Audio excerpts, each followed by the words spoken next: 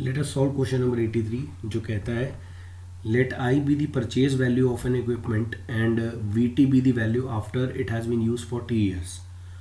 तो ये दिया हुआ है कि उसकी स्टार्टिंग वैल्यू जो है जो ख़रीदा था जब, तो दैट इज़ आई, और वी टी उसकी वैल्यू रह जाती है जब उसे हमने कुछ ईयर्स के लिए यूज़ कर लिया है, मीन्स टी ईयर्स के लिए यूज़ कर लिया है।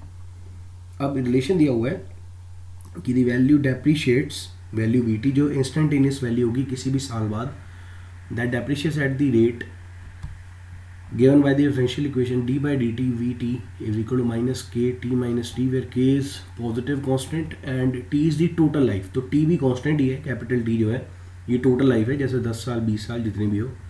तो ये पूछा है कि then the scrap value vt of the experiment is, means end में कितना बच जाएगा, मतलब जब t की वैल्यू t हो जाएगी तब जो वैल्यू आएगी v की वो क्या आएगी, स्क्रैप वैल्यू vt। तो शुरुआत करते हैं। देखिए हमें गिवन क्या है,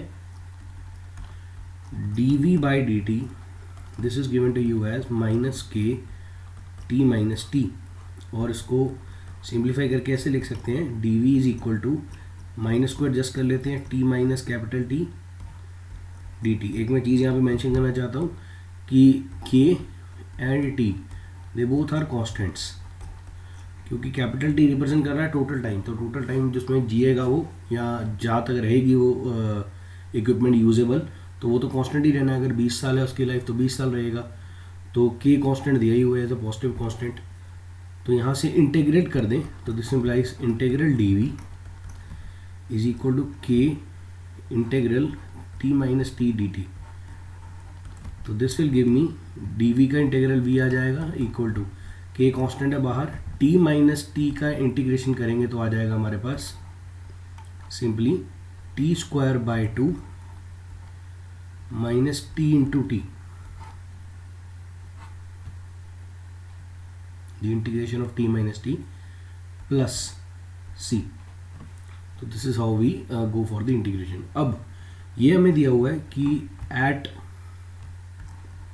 T is equal to 0 V की वैल्यू आई थी, ये दिया हुआ ना कि स्टार्टिंग वैल्यू जो थी purchase value that was I, तो at T is equal to 0 V is I, तो that means I is equal to T को 0 पुट कर दी तो ये 0 आ जाएगा प्लस सी।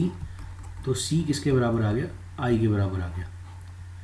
ठीक है, तो यहाँ से हमारे पास therefore we can say V is equal to K T square by 2 minus T into T plus I. अब सेकेंड पार्ट है हमारे पास कि स्क्रैप वैल्यू निकालनी है। So this v is actually, इसको थोड़ा और अच्छे से लिख लें, दिस इज वी टी,